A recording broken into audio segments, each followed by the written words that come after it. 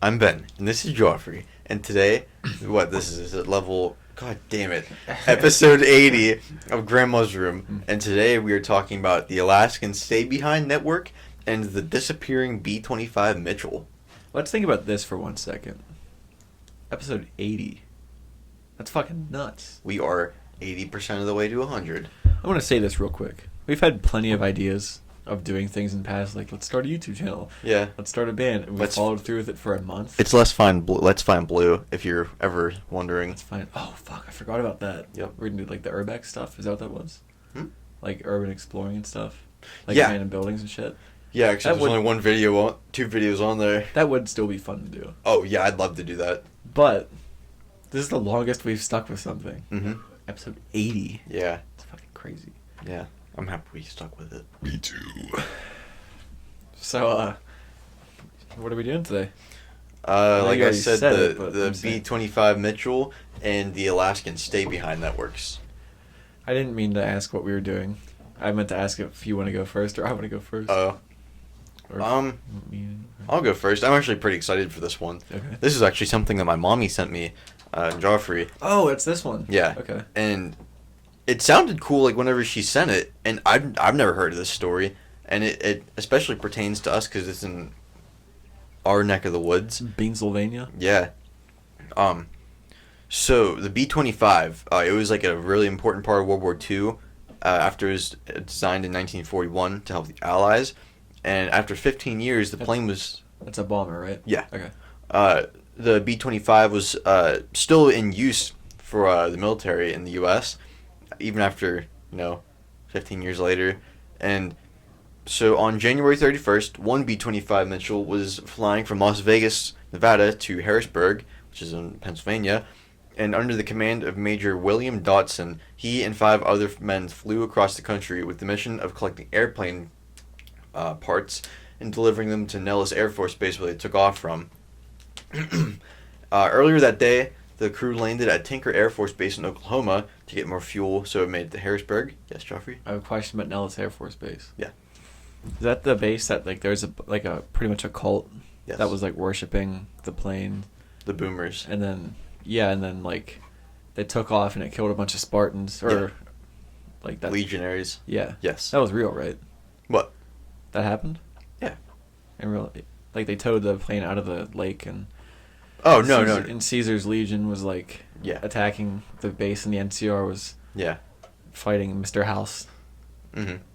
That was real? Yeah. Okay. Yeah, it was in VR, so it has to be real. It was in the metaverse. Earlier that day, like I said, they landed in Oklahoma. They refueled, and everything went smoothly until around 4 p.m. when the crew reported to ground control that they were running super low on fuel, and the crew requested to land at Greater Pittsburgh Airport. But after realizing they didn't have enough fuel to make it to the new airport, Dodson requested to land at Allegheny County Airport instead. So they keep going, and 11 minutes later, they completely ran out of fuel and knew there was no way they were making it to Allegheny County Airport. So they were forced to land on the Monongahela, which, if you don't know, Three Rivers Stadium, what it used to be called, the Monongahela is one of them in Pittsburgh, where it makes up Three Rivers. Three Rivers, is that Heinz Field now? Yeah, I think so. Is that what it used to be called? Yeah. Okay. So this was not directly in Pittsburgh, but it leads to Pittsburgh. Just the same river that runs into it. Yeah. So it landed on the Monongahela, gliding over the Homestead Grays Bridge before crashing. And, a bunch of people saw this because, it's in the middle of the day, and, there's, cars and shit, driving over this bridge, and, everyone just stopped and watched this plane just land in the river. That'd be nuts. Yeah. So, all of the crew initially survived the crash into the river, but after floating for the river in 11 minutes, the plane started to slip away, and 4 of the men were able to be picked up, but Captain, Gene Ingram and Staff Sergeant Walter Susi, I'm sorry if I butchered that, they weren't as lucky. The 2 died while trying to swim to shore and were found in the following months. So, damn. Yeah. When the men were being picked up, the anchor from the ship that was saving them, the Coast Guard ship for Cynthia, got caught on a part of the wing of the sunken B-25, so it was keeping it half afloat, and but after being dragged for so long, the anchor line snapped and it sank, and it was only in 20 feet of water. So keep in mind, this plane is 15 feet tall. Oh, wow. So if it was found, I would be able to stand on top of it and still be poking out of the water. Wait, so did they hook the anchor onto it on purpose? No, it just happened to. I didn't know if that's how they were trying to like pull it out of the water. But I don't know. Like when they did that at Nellis. Yeah, they didn't do that at Nellis. They actually used some air stuff underneath and went. Oh yeah, they floated it to the surface. Yeah. Okay. But anyway. Stupid me. Yeah. So after 2 weeks of searching the river for the sunken plane, there was nothing found of the wreck, which is like really wild that you can't find a massive plane in a river where there's only 5 feet of extra room. Yeah. So even after 66 years, the plane's location still remains a mystery. And naturally, there's a lot of suggestions about what happened to the B-25. One theory suggests that the plane's real cargo wasn't airplane parts, but was some secret government project, and that the plane was immediately removed from the river instead of letting the public see like the raising of this plane with secret technology. But how would they get it out of the water without people seeing it, though? Yeah, that's what I was thinking. Like, there was like a bunch of people around it. Was it still in like eyesight of? Is eyesight? What? Does that make sense? Still in eyesight. Still in sight of like people saw it land. Yeah. Would it be out of view when they pulled it up out? I don't see how it couldn't be. I mean, unless you chop this plane up and just put it on like a barge or something. Like, I don't get how you could do that. And I mean, it's not impossible to think that like this would happen, because obviously this was like the height of the Cold War, and it would make sense that the government would want to hide like top secret cargo. Yeah. The cargo could have spanned. There's a lot of suggestions. It could have spanned from like stuff used to make like atom bombs and nuclear weapons, to a UFO from Area 51 that was being taken to Harrisburg for some reason, because Harrisburg is so important. Dude, it's our capital. Yeah. But, and like obviously like Area 51, that's in Nevada, near Nellis, it's pretty close. Oh, okay, yeah, I forgot that's where. Yeah. One other theory is that the plane was bringing Las Vegas showgirls to DC for congressmen. In a bomber? I just thought it was a funny theory. One explanation that could account for why the remains of the wreck of the plane, have never been found is the pollution that used to be in the river. I don't know if you know this, but like the Monongahela used to be like really polluted. Is it from all the iron factories or whatever? Yeah. They actually called it like Red River or something like that because it was literally red. Not iron, I meant steel. Steel. Yeah. I found a picture. Monongahela. I'll pull it up real quick. But I wanted to show you. Like a picture of the plane? No, of the river. Monongahela. I'm looking at pictures of the plane too when you're doing that. Okay. Yeah, because like this used to be like a big problem. Here. This is what it used to look like in Pittsburgh. Oh, so it just looked like... I mean, it was straight red. Yeah. Oh, that would make sense if all the steel like rusting and shit. Yeah. If it was just rust all through the river. And it was made of aluminum. What the plane was? Yeah. Yeah, like all those old planes were like made of like aluminum. So the pollutants in the river could have eaten away like at the plane itself, and yeah, but like it's not like every part of that was aluminum, not every single aspect of it. Like you would think you would figure like the frame. You'd think something would be found of it. Yeah. Like, and obviously, it was an extensive search for a military plane. Well, even there was actually part of my notes. A crew of people determined to find the plane searched extensively in the Monongahela. This was like pretty recent. I think it said like after like the 2000s, like people, like this group started like. So in the past 20 years at least. Yeah, and that's what they think. Like, it could have been there, but after so long, like it could have gotten eaten away. And it's not. I think that's a pretty good theory. Yeah, but then, what about the fact that there's still shipwrecks from like when ships were made of wood. Yeah, like, in I know. The ocean. I mean, like, obviously, aluminum and wood are different. I mean, they don't like corrode the same way or whatever. But yeah, so since it's like never been found, it's called the Ghost Bomber, which I thought that was kind of cool. The fuck? Like, how could nobody find anything unless like they would have to have taken it out secretly, like. But still, like, there's probably so many people around, like, unless you like, I'm gonna shoot you if you don't get away from here. Yeah, but is there any stories of that happening? I don't think so. But that's what I'm getting at. Like, unless you say like you're like that, I don't get how you get all these people away. Yeah, that's so weird. I forgot to mention this is from the Heinz History Center in Pittsburgh, just as my source. I'm trying to think of what. Maybe are you sure it was like a real plane? Was it a ghost plane? People saw ghosts. I want to know what it was carrying. Yeah. Unless it was literally just plane parts, like. Yeah. But then, what the fuck? That's funny that you brought up I think it's a B-29 in Lake Mead, which is like Vegas, New Vegas. I thought about doing that in conjunction with this, but I'm probably going to do that next week because I think that's a really cool plane. Just the okay. Because like there's like the story behind it's kind of cool. Like they're like testing some new technology, but I've seen videos on it and like up until like the last like 20 years or so, it was perfectly preserved. But now there's this like invasive species that like latched on to like the aluminum and just eats at it. On what? The plane. On the B-29? Yeah, at the bottom of the lake. Wait, what are you talking about? Was there an actual plane in the bottom of the lake? Yeah. Oh, that was the. That's a real thing. Oh, they based that off of something. Yeah. Oh, okay. Oh, yeah.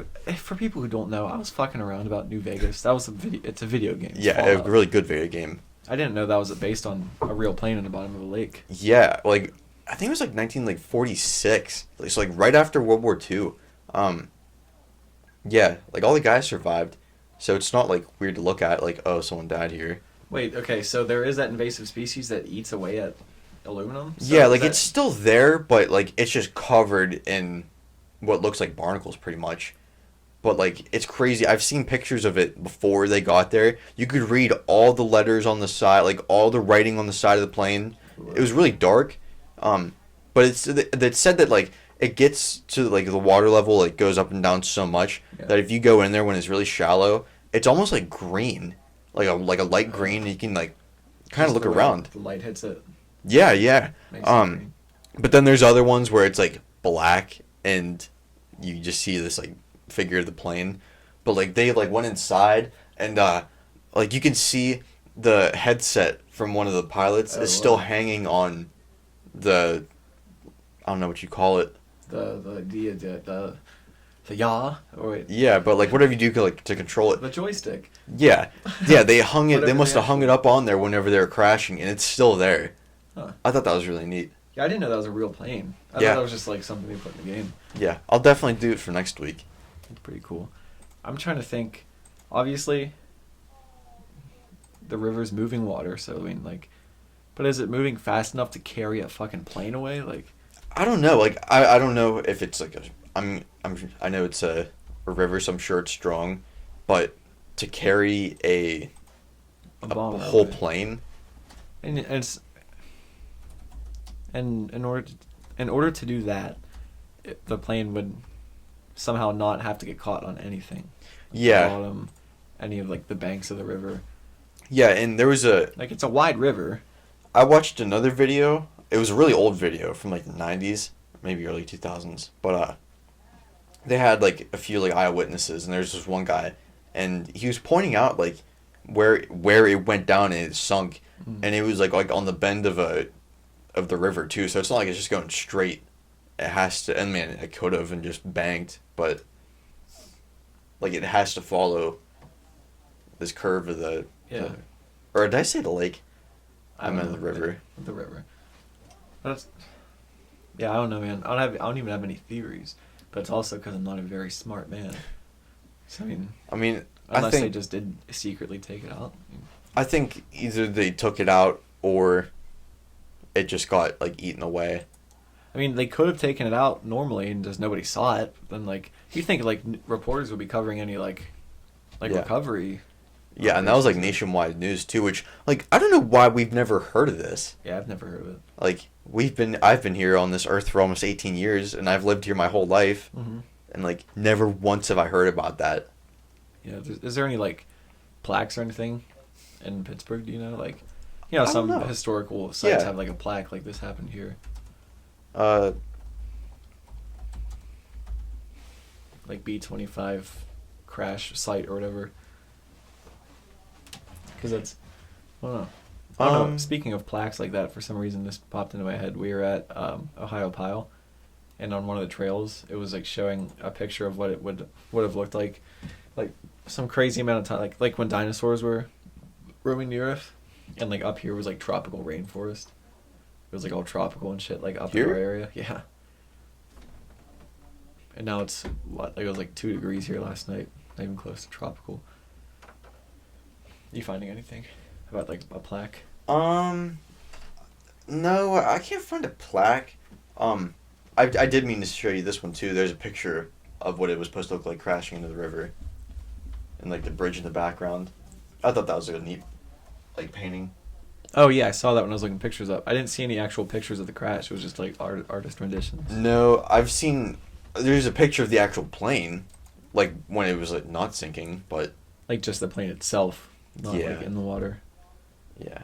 I'm looking at knowledgenuts.com. I don't see. Yeah, that's really fucking weird that it just disappeared. Yeah. Maybe that's just one of the things we'll never have an answer to. Yeah. The world may never know. Oh, the last sentence of this one was, the recovery group's 2014 permit application to dredge the river is still pending approval from the Army Corps of Engineers.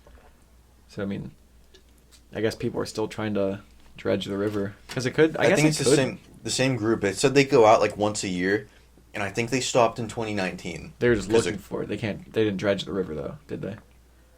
Well, I think they were like diving for it and shit like other years. Well, I think dredging is when they like scrape the bottom of the... Or maybe that's it, yeah. Because it said... This is 2014. They were still awaiting a permit, but like...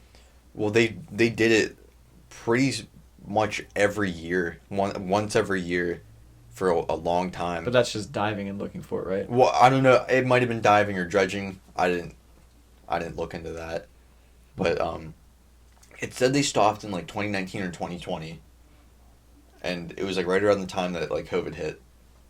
Oh, okay. But so yeah, it's not like this is just forgotten about. Like people still did care. Mm-hmm. I don't know. It didn't say if they were into it now or not, but yeah, they didn't have like enough personnel or something like that. That's weird. Yeah. You were talking about the Three Rivers. It reminded me, we need to go to Point Park sometime. Have you ever been there? Mm-hmm. It's like right down on the river. Yeah. Like in between all three. Mm-hmm. We went this year. And it's nothing like crazy. There's like a park in the middle of the rivers. Yeah. And like the fountain. Is that in Point Park? Yeah. Okay. Oh yeah, it wasn't running when we were there. I wasn't. But like it's nothing like crazy. It's just cool. And like go sit and like watch the boats and stuff go by. If you've ever seen like pictures of Pittsburgh like super high up, I'm sure right. You've seen Point Park because it's like front and center. Like right in the middle of all three rivers. Yeah. And then it's pretty cool. We should go there sometime.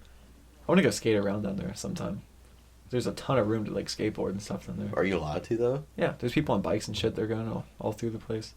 It's like probably a good 50 feet around the outside of it. It's all concrete. People. Because like I've walked along the river, I think on the like PNC Park or one of the like right by Heinz Field and Stage AE and everything. Yeah. Yeah, down that area. Yeah, the whole place is cool. We haven't go there enough. Science Center. I actually would like to go there. The place is cool. Mm-hmm. I don't want to go necessarily for like the kids exhibits. Oh, what?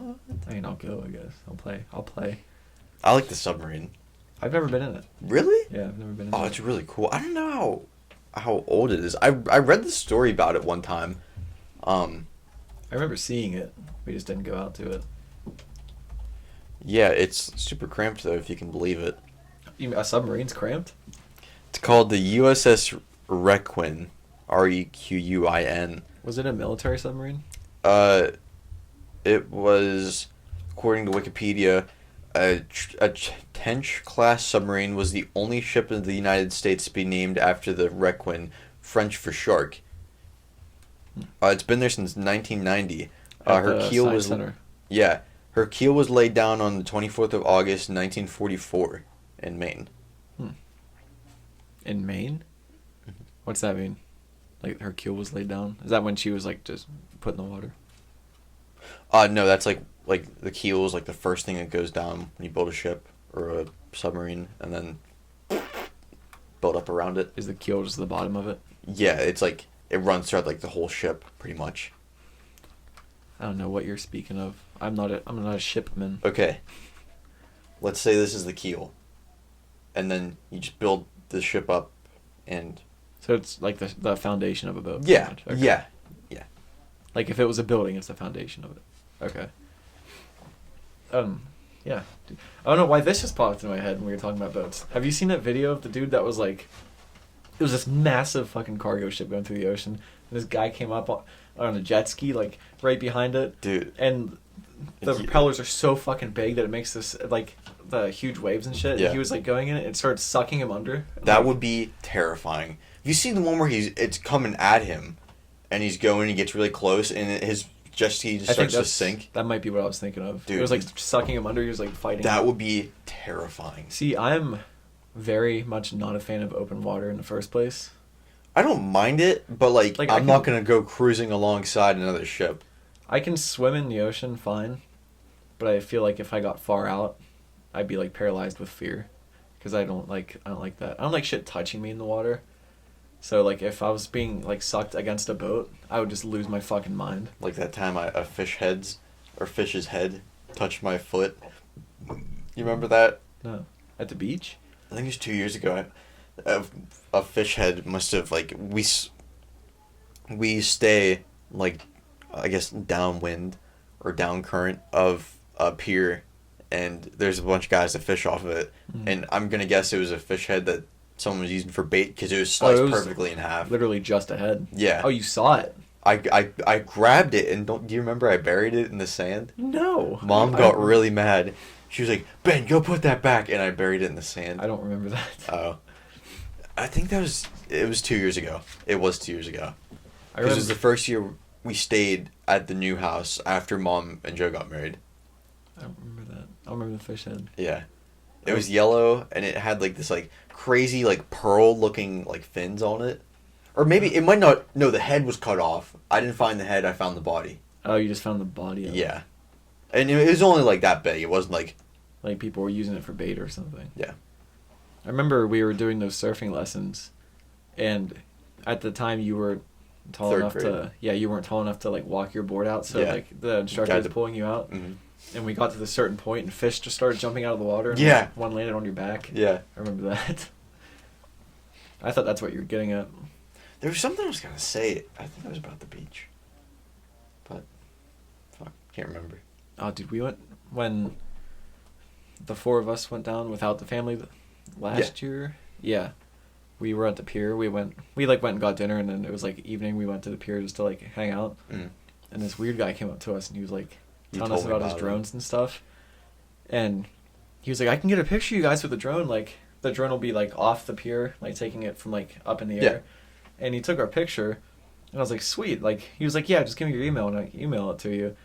And I was like, "Yeah, okay." And then this guy was kind of sketchy, like the whole way through. So I was like keeping an eye on him, because like the way he was doing it, he was like, "Okay, like just face away from me, face like out towards the pier." And like I was like, I don't like this guy being behind us. So I was like kind of keeping my like side to him. And then we were talking to him for a few minutes about like the laws and stuff that he has to follow, and he showed us like areas he's not allowed to fly and everything. And he starts walking away. I was like, "Hey, are you gonna like get my email?" He was like, "Oh, I don't have a pen." And I was like, "We have a phone." He had two phones on. I was like, "You can just put it in your notes or something, or just like put it in your email." He was like, "Oh yeah, I can do that." And then like he started talking, and he started walking away again. I was like, "My email?" He was like, "Okay, yeah, let me go down to the bar and get like a pen and paper." And then we waited for like 5 minutes. He didn't come back. We walked down. He's just having a drink. I was like, "Fuck this." I was like, "We're out of here." He's an NPC. He was an NPC. Yeah. I remembered what I was gonna say. You were talking about how strong the propellers were. When the Titanic was leaving, I think its first port, it was like backing up, like there was like tugboats pulling it, but then it started its engines or its rudders, and it was so strong, it was so big at the time that it snapped this other ship's moorings because it was pulling it so hard, and like it almost crashed before it even left port. Oh my god. Yeah, apparently that's like a huge no-no with sailors. Like, if you're having problems, then don't take it out. Yeah. And is it like a superstition thing or like a safety thing? A superstition thing. Okay. Yeah, and look what happened. Yeah. I remember. I can't think. Was it? I can't remember exactly what the video was. It was like, I think they were, sometimes they have a ship like up on land and they push it sideways into the water. Like a tugboat?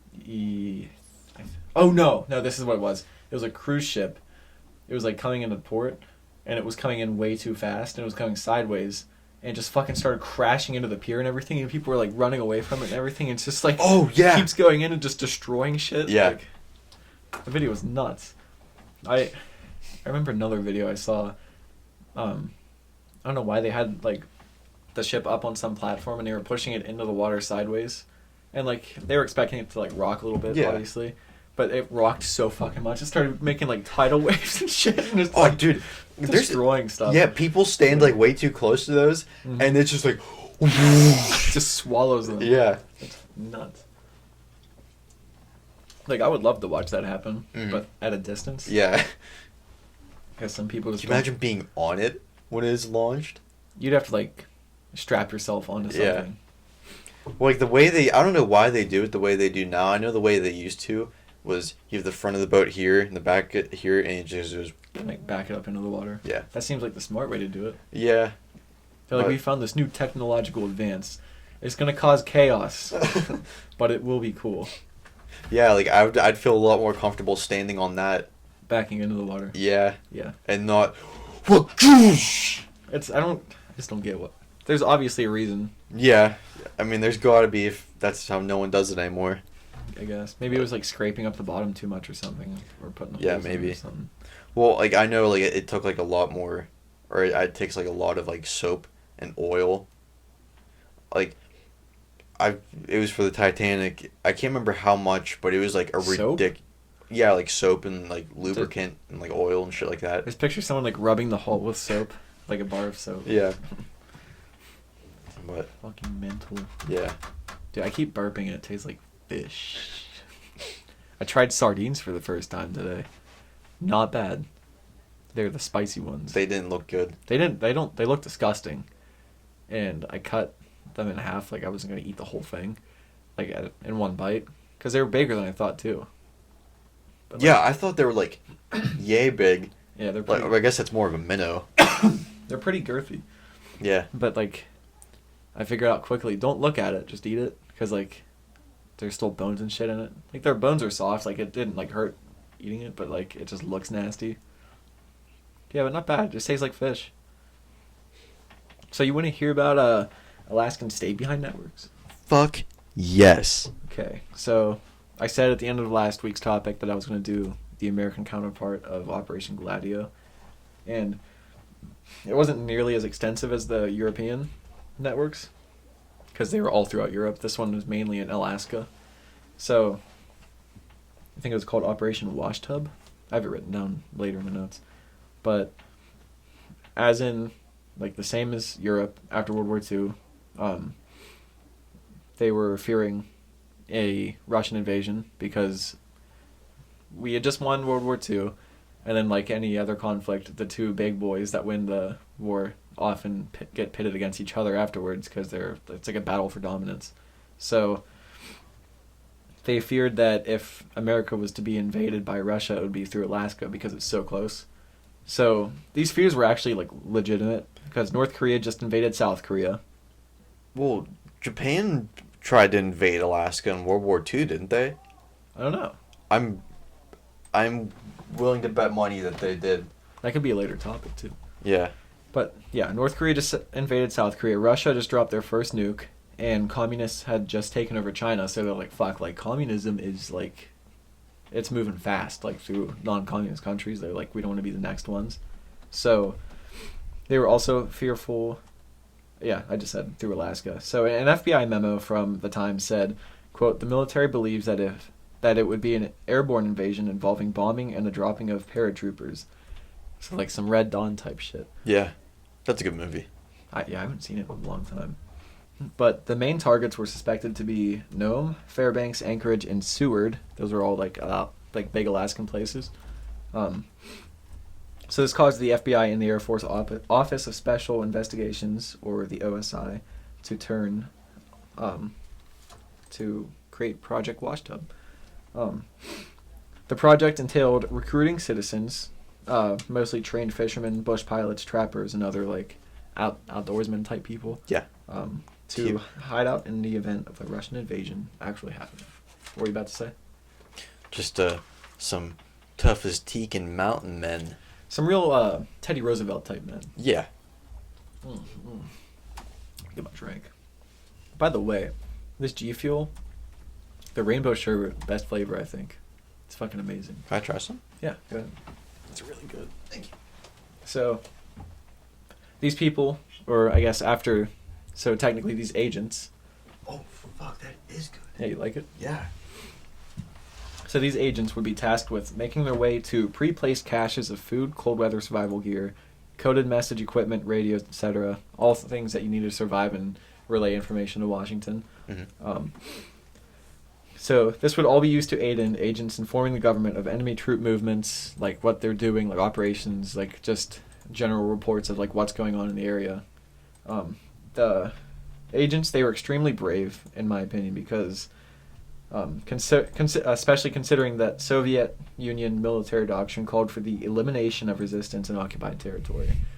So if there was an elimination, they would just fucking kill them. Yeah. So like these people knew this, and then they were like, yeah, we'll just fucking hide out. Just rock their world. Yeah, pretty much.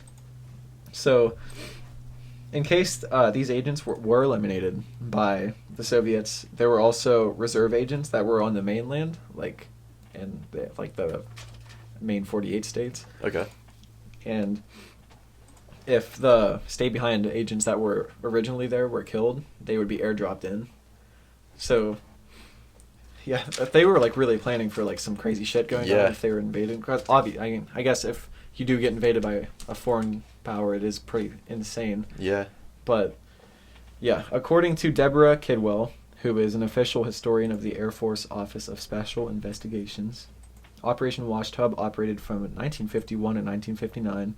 She also stated Holy shit, so that's like 8 years. Yeah. So they weren't fucking around. I guess like after that, they were like, yeah, like it's looking less likely that they would invade and instead would just nuke us. Yeah. So she also stated that during the time, the OSI trained a total of 89 stay-behind agents, and survival caches they planted had served multiple other peacetime purposes for years. So I guess maybe like training people, like they would dip into these caches of like equipment that they had. In the government, the project was known as Corpuscle, Stigmatic, Catboat, and Stagei. It's Stagei, and it was one of the OSI's longest-running projects during the Cold War. So agents would be flown to Washington to undergo training for their duties in areas like Morse code, decoding messages, etc. One document on the operation said that learning all this was, quote, an almost impossible task for backwoodsmen to master in 15 hours. So they wouldn't get a ton of training. It would pretty much just be enough. I mean, they didn't need like survivalist training because they were already they know their living shit. that life. So it was just like Morse code, like learning radios and stuff like that. But I guess, I don't know if it was because they were so urgent, like we need to get you trained and back in the field because it could happen at any moment. Like, but I guess they didn't get nearly as much training as some thought they needed. I've been saying a lot. One agent was a Cooper Landing bush pilot. His name was Dighton Ab Gilliland, and he went to D.C. for 12 days. So I guess it was over 15 hours for this guy at least. Yeah. Still, that's not a lot of time. No, he went there for 12 days to undergo training, including using parachutes. So I don't know if he was one of the reserve Or no, I guess he wouldn't be because he lived in Alaska. Yeah. But maybe if he was flying his plane and had to bounce real quick. Yeah, ditch. Yeah. So the agents were offered $3,000 a year, which today is 31 grand. So it's a good bit of money. Yeah. A year for just being ready. I'm sure you have another job too. Yeah, I was thinking about that. I was like, I'd fucking do that job. It's Yeah. so sweet. But like, just for the if question. Yeah. So on top of their whatever they were earning, doing their own thing, they'd get another. If it was today, they'd get 31 grand, and that number would double if an invasion actually happened. So they'd be making like 60 grand a year. Okay. Fighting for their lives, I guess. Yeah. And you figure the cost of living was nearly as much as it is now. No, especially up there. I mean, there's not. Oh, yeah. I doubt there's as many luxuries if you live out in the bush. Like. Yeah, you're not buying much, a bunch of food. You're probably hunting most of it, if not all of it. Your heat comes from wood that you cut, so you don't have to pay for oil and stuff like that. Mm-hmm. I mean, what, like electricity, maybe water. Yeah. Maybe 10 cents to buy yourself a cola. Yeah, a liter of cola. Yeah, a liter of cola. I've been saying that a lot this week. Oh my goddamn liter of cola. Sorry. I need to watch that movie again. I fucking love that movie. Super Troopers, to anybody who doesn't know. So these agents would also be like extensively, screened. I couldn't read my writing. I just wrote it this morning too. So to be extensively screened for any signs of disloyalty, and there was a ton of people that even on rumors that they like subscribed to like a communist magazine or anything, they'd be like, nope, can't use them. Because of what was the guy's name? Started with an M, I think. What? There was some senator. Oh, McCarthy. Yeah, McCarthyism. Yeah, that was like the modern day Salem witch trials. Yeah. He would just get blacklisted. Seems like something like that's happening. I don't know, get deep into it. But yeah, they would be like extensively screened, like I guess as much as you would be to be an FBI agent, because they were pretty much working for the FBI. So in 1954, I think they said the project started to kind of get choked back, and it officially ended in 59. Officially, I don't know if they kept it running like more secretly, but like it started getting choked back a little bit because they're like, we don't really think we're gonna get invaded, because that would be a very huge mistake, I feel, in the Soviet. Yeah. Like it wouldn't really be worth it because, like, was it Hideki in World War II? Whoever was the emperor in Japan, was it Tojo Hideki, or is that? Tojo is the one. He was like the military leader. Yeah. I'm thinking of Hirohito. Or no, Tojo. No, Tojo was the prime minister. It was some leader. They said like an invasion of America would be the biggest mistake because there's a gun behind every blade of grass. Yeah. You've heard that saying before. So like they were thinking that like it wouldn't be as likely that they would invade us because they have nukes. It's like if things got desperate to a point where they would try to invade us, it would just be worth more to just nuke it because I guess the world would be fucking over by then. So that's pretty much all I have on it. Like it wasn't like a wealth of knowledge because nothing really ever came of it. But I thought it was still like pretty interesting though. Yeah, I thought it was cool that they were actively preparing people to report back to them if they're invaded, and it makes me wonder if something like that is still going on. I don't know. That'd be pretty cool to think. Like, be it at a smaller scale even. Yeah. And like, it also made me wonder: does it happen all over the country? Like, is there just stay behind agents? Like, is one of our fucking neighbors like having radio equipment in his basement to like signal to DC? Yeah. It'd be cool, I think. Here we are making podcasts, and someone else is getting ready to. I don't know if you'd say save the world, but have a hand in it. Go ahead. I was gonna say that's all I have on the stay behind Operation Washtub. I did find Japan did they did invade the islands of Attu and Kiska. Didn't they find like the remnants of an invasion? Like they left? Didn't they? Or was there a fight? That sounds right. Wasn't there they got word that Japan was on our soil, so they like deployed a bunch of people, and then like there's nothing there. They're just like they saw some remnants of people being there. That sounds right. We watched a video on that like a while ago, I think. It's called the Aleutian Aleutin Islands Campaign. But it started on June 3rd, 1942. So this is like right after June 3rd to August 15th of 1943. So they're there for almost over a year. They were there for a year? That's what it sounds like. There's battles. There was fighting. Battle of the Two, Operation Cottage, Battle of the Command, something that's cut off, Battle of Dutch Harbor. Okay, yeah, don't say much because we should do that as a topic. That's one of my next topics. I have right now I have the B-29 in Lake Mead and episode 82, the Alaskan campaign. Nice. Yeah, I'm excited to hear about that. Yeah. So yeah. Oh, I didn't really research it. I just pulled the story up earlier today. It is... Fuck, oh no, I thought I'd closed out of it. It's on space.com. It says, SpaceX Falcon 9 rocket stage to crash into moon 1 month from today. Why? That was like 2 On days purpose? Ago. It says the rocket stage has been cruising through the Earth-Moon system for 7 years. SpaceX Falcon 9 rocket upper stage is poised to slam into the moon 1 month from today, February 4th. In February 2015, the Falcon 9 launched the Deep Space Climate Observatory, Discover, a joint mission between the U.S. National Oceanic and Atmospheric Administration and NASA. Yeah, they carried that space station or whatever toward the Earth-Sun Lagrange point 1, about 930,000 miles away from Earth, and the upper stage ended up pointing away from our home planet, and yeah, I guess it's just gonna fucking crash into the moon. So I don't know if is that a normal thing that shit just crashes into the moon that we... I don't know. I'm gonna look it up. Does our space junk crash into the moon? My ears ringing like crazy right now. These next two topics they're gonna be really easy to do. They're both from the National Park Service. Nice. Like they both have stuff about it. Yeah, here's the B-29. Like look how easy it is to look at that. Oh damn, that looks pretty cool. Yeah. That's in Lake Mead? Yeah. Yeah, I'm excited to hear I'd like to that. go to like Nevada someday. That'd be pretty cool. And Vegas. Like go to Vegas, gamble a little bit. I want to see and the then, Grand Canyon.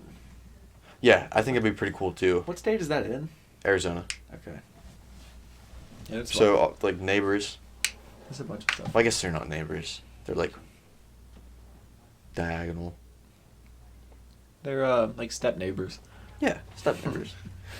Do they? They don't make up that thing where there's like you can be in like 4 states at once, right? Is that Colorado, Arizona, New Mexico, Utah? Fuck, this is embarrassing. Yeah, we don't even know our own country. Good God. I know the East Coast. Yeah, I know the East Coast too. I'm gonna look at maps right now. All right.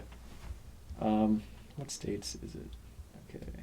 Yeah, Utah, Colorado, Arizona, New Mexico. It's like a perfect square. Oh, also, rest in peace, Josh Newman. I found out this morning. I told you about this. Oh yeah. He's a downhill longboarder, and he has an awesome YouTube channel. He's actually the one that made me want to start longboarding, and he has like his YouTube channel. He does like all kinds of stuff. He goes like through Europe and everything. And, like, is he the one in Ireland that we watched? In Ireland. I thought it was Ireland. You said it might be. You thinking of like Switzerland or something? He goes through the Alps and stuff. I don't know. It was on for like 20 minutes though. That was him. It wasn't Ireland. It was probably it's probably like the Swiss Alps or something. Okay. He would go through Europe, like through all the Alpine mountains and everything, and like they have these crazy roads. Yeah, like windy. He'd be skateboarding at like fucking like 60 miles an hour going down these roads, and he had these videos of like skydiving and shit. And he'd like go through what was it, Iceland? He was just in a plane crash in Iceland and found out like this morning that he died. So like go check. How long ago did he die? I think they found for sure this morning. Oh shit! Okay. Yeah. So this is brand new. Yeah, I was like on Instagram this morning, and like one of the guys I follow was like, "Rest in peace, Josh Newman." I was like, "What?" I was like looking forward to more videos coming out. Mm-hmm. So like if you want to see what that's all about, go check out his YouTube channel because he has a ton of really cool videos. So rip, bro. Yeah, it blows. Yeah. He seemed pretty cool. He made like a skateboard company, and like all of the profits and everything would go to charity. Like he didn't make money off of it. That's cool. He would make money off YouTube, but obviously, Yeah. like, yeah. He seemed like actually one of the good people The on good ones. YouTube. Yeah. So it kind of sucks, but yeah. Anything else you want to get into? I don't think so. Seemed like a quickie. 45 minutes. Has it been that long? Mm-hmm. Damn. These things fly by. I know. So yeah, I guess thank you for being here. Yeah. Could have been anywhere else. Yeah. You can follow us on Instagram, Twitter we're Grandma's Room Podcast. Twitter is room_grandma. We are on YouTube and Rumble for video. You can listen to us on Stitcher, Google Podcast, Amazon Music, Spotify, iTunes. Am I missing anything on that? Pretty much anywhere you can listen to any of the big places. We have playlists on Spotify. I got you. You got Okay, Grandma's Clam Jam. So, like, 80s summer party music. Grandma's Christmas Tree, which is out of style right now, but it's all holiday classics. Grandma's Saloon. You got Marty Robbins, Waylon Jennings. all those sorts. Is Johnny Cash on there? I'll just take a quick look. Don't know. I don't think so. No. Well, I think I have the General Lee on there. It's not. Oh, fuck. I'll put it on. What else? We have Grandma's Opium Den, which is like vibe and music. Grandma's Guitar Case, which is like new alternative rock music. Mm-hmm. Grandma's Trap House, what's that, like rap? Yeah, old, new, all this stuff. Grandma's Jukebox, like Chuck Berry. Yeah, Elvis, Little Richard. Little Richard. And then we're proud to introduce finally, after probably a month or so of saying this, Grandma's Blues Club, which is like all sorts of old bluesy music, like maybe a little bit rock, but not quite. A lot of the oldies. Yeah, the good ones that you miss. So yeah, again, thanks for being here, brother. Yeah.